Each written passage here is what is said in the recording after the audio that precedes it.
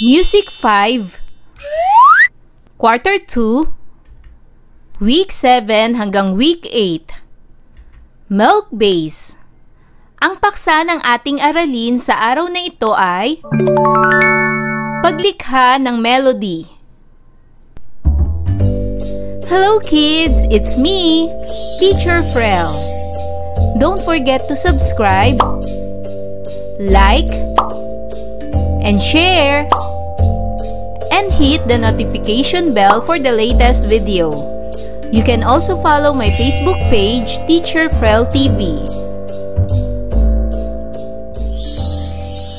Welcome back mga bata! Sa araw na ito ay pag-aaralan natin sa asignaturang musika ang paglikha ng melody. Matapos basahin at gawin ang aralin na ito, inaasahang makalilikha ka ng simpleng melody at maawit o maitatanghal mo ang iyong simpleng komposisyon sa harap ng iyong mga kasama sa bahay. Awitin ang sofa syllables sa wastong tono. Ito ay may palakumpasang 2-4 o time signature na 2-4. Kung inyong mapapansin, ang measure 2, 3 at 4 ay hindi akma sa time signature na 2-4. Ang measure 2 ay may tatlong quarter notes. Ang isang quarter note ay may sukat na 1. Kaya ang tatlong quarter note ay may sukat na 3. Upang maging tugma ang measure 2 sa time signature na 2-4, gawin nating 8 note ang una at pangalawang nota. Ang 8 note ay may katumbas na kalahati. Kaya ang dalawang 8 note ay 1. Ngayon ang pangalawang measure ay may sukat na 2. Sa pangatlong measure naman ay may 4 na quarter note.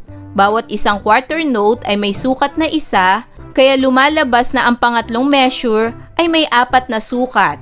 Upang maging 2-4 ang sukat nito, gawin nating 8 note ang bawat quarter note na ito. Ngayon, ito ay may sukat na 2-4. Ang pang-4 naman na measure ay may 3 quarter note, kaya gagawin nating 8 note ang pangalawa at pangatlong nota nito. Upang maging 2 ang sukat ng pang-4 na measure. Ngayon, lumalabas na 2-4 na ang bawat sukat ng measure. Ngayon ay basahin natin ang sofa syllables ng mga ito. Do, mi, mi. Fa, la, la. So, fa, mi. Mi, so. So. Ngayon naman ay awitin ang sofa syllable sa wastong tono. Do, mi, mi. Fa, la, la. So, fa, mi. Mi, so. Do, mi, mi. Fa, la, la. So, fa, mi. Mi, so. Ngayon ay dumako na tayo sa pagsasanay bilang isa. Suriin ang halimbawa ng melodiya. Ito ay may sukat na 3-4. Makikita na ang mga ginamit na nota ay quarter note at half note. Dapat ay nakaayos ng sunod-sunod na horizontal ang mga nota. Maaring gumamit ka ng iba't ibang uri ng nota. Pumili ng nais na time signature o palakumpasan.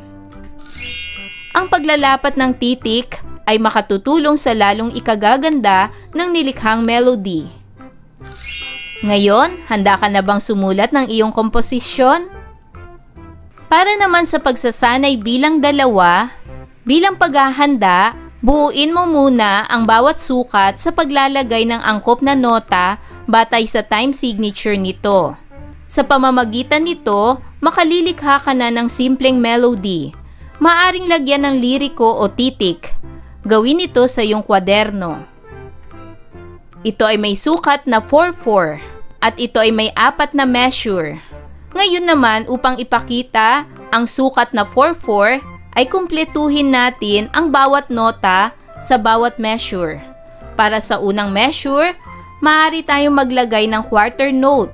Maaari nating ilagay ang nota sa nais nating pitch name. Maglalagay ako ng quarter note na may notang re, sumunod, quarter note na may notang mi, at quarter note na may nota ring mi. So ito ay bumubuo na ng 4 na sukat. Sumunod naman, ang unang nota ay half note. Maglalagay ako ng quarter note na mi at quarter note na re. So ito ay bumubuo na ng 4 na sukat dahil ang half note ay may sukat na 2. Ngayon naman, sa pangatlong measure ay may 2 quarter note. Upang mabuo ito, maglalagay ako ng quarter note na fa at isa pang quarter note na so. At sa panghuling measure naman, ang nota ay re. Ito ay quarter note. Upang mabuo ang sukat sa measure na ito, maglalagay ako ng quarter note na fa, quarter note na so, at ang huling quarter note ay re. Para naman sa pagsasanay bilang 3, lumikha ng iyong sariling komposisyon. Maaring magsimula muna sa paglikha ng tula at pagkatapos ay lapatan ito ng tono. Isulat ang iyong komposisyon sa isang malinis na papel. Narito ang rubrics sa paglikha ng isang komposisyon. Ang mga pamantayan ay: una, nakapagbahagi ng kaalaman sa musika sa pamamagitan ng pag-awit. Pangalawa, nakalikha ng isang simpleng melody.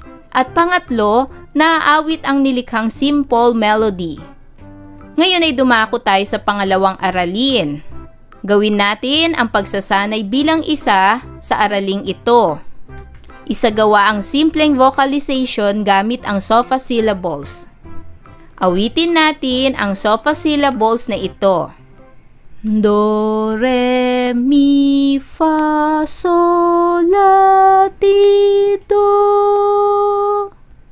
Do, ti, la, so, fa, mi, re, do. Ulitin natin mga bata. Do, re, mi, fa, sol, la, ti, do. Do, ti, la, so, fa, mi, re, do. Para naman sa pagsasanay bilang 2, basahin. Ang maitanghal ang sariling likha ay nakapagdadagdag ng tiwala sa sarili at may tuturing na napakahalaga nitong gawain sa larangan ng musika. Sa pagsasanay bilang 3, lumikha ng iyong sariling komposisyon.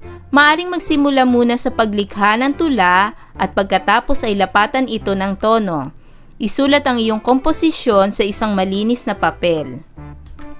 Para naman sa pagsasanay bilang 4, ang maitanghal ang sariling likha ay nakapagdaragdag ng tiwala sa sarili at may tuturing na napakahalaga nitong gawain sa larangan ng musika. Gamit ang iyong sariling komposisyon, magkaroon ng simpleng pagtatanghal sa inyong bahay. Maaaring yayain sa panonood ang iyong mga magulang, kapatid, o iba pang kasama sa bahay. Narito ang rubric sa paglikha ng komposisyon at pagtatanghal. Ang pamantayan ay nakapagbabahagi ng kaalaman sa musika sa pamamagitan ng pag-awit. Pangalawa, na ipakita ang kawilihan sa pagtatanghal. At pangatlo, naawit ng maayos ang komposisyong ginawa. Ayan mga bata, nagawa nyo ba ang lahat ng mga pagsasanay? Kung ganon, magaling! Mga bata, sana'y marami kayong natutunan sa araling ito. Hanggang sa susunod na video lesson, paalam! Thanks for watching!